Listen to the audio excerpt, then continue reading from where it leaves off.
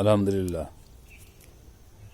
সকালবেলা রাস্তা দিয়ে হাঁটার সময় এই পুকুরটা দেখতে পেলাম, ভিডিও না করে পারলাম না। পুকুরের পানির অবস্থাটা দেখেন, দেখেন সমস্ত পানিটা সবুজ হয়ে গেছে। বিশেষ করে উপরে, পানির উপরে একটা আবরণ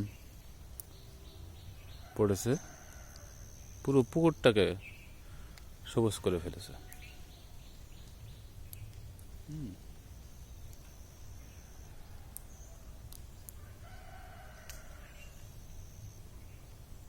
পুরো পুকুরের পানির উপরে দেখেন, আমি আরো নিকটে নিচ্ছি।